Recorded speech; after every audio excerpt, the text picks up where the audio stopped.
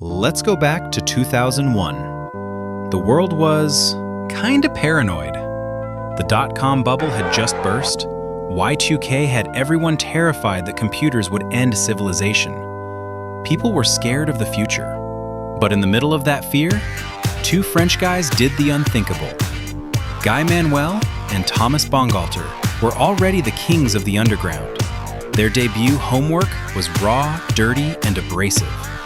Most artists would have just released Homework 2.0 and cashed the check, but Daft Punk didn't run from the machines, they became them.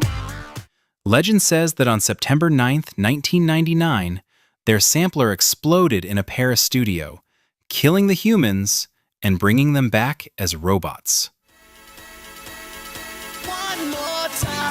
But the truth? They just hated being famous. They wanted people to look at the helmets, not their faces. While the world was scared of technology, Discovery appeared with a different message. It's okay, the future is bright, and it's funky. But today we call it a masterpiece. In 2001, people hated it. For those who weren't there, the backlash was brutal. Hardcore techno fans felt betrayed. Pitchfork originally gave it a 6.4 out of 10.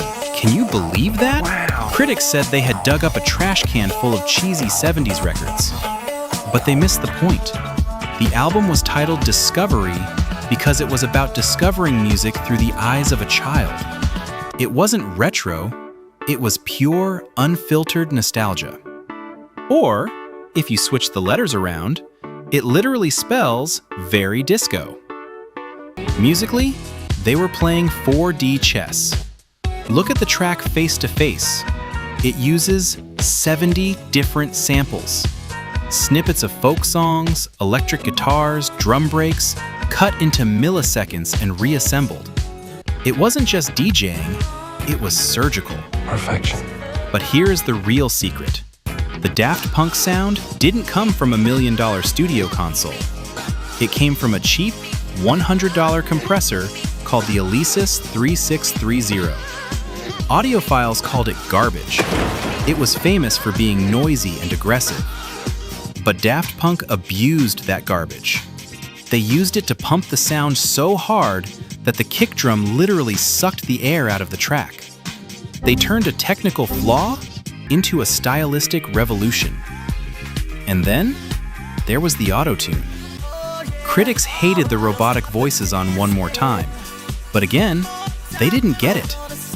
Daft Punk didn't use auto-tune to fix bad singing. They used it as an instrument. Look at Something About Us. It's not a dance track, it's a heartbreak ballad, sung by a robot. They proved that you don't need a human voice to convey human pain. It remains, to this day, the sexiest and saddest song ever written by a calculator. They didn't just make an album, they made an anime universe with Interstellar 5555. But Discovery didn't just conquer the radio, it unintentionally conquered the early internet.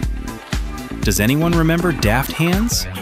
Long before TikTok existed, this was the holy grail of viral content.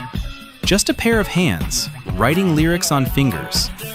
It proved that this album was so visual, so rhythmic, that it forced people to create. Daft Punk became the soundtrack of the very first generation of YouTubers. From the 6.4 score on Pitchfork to being considered one of the greatest albums of the century, Discovery paved the way for modern pop, from Justice to The Weeknd. They risked their credibility to play with their childhood toys, and in the process, they saved electronic music. The robots may have self-destructed in 2021, but they left us the blueprints. Because in the end, they proved that you don't need a human face to touch a human heart. I'm Rockin' Beats, and the discovery has just begun.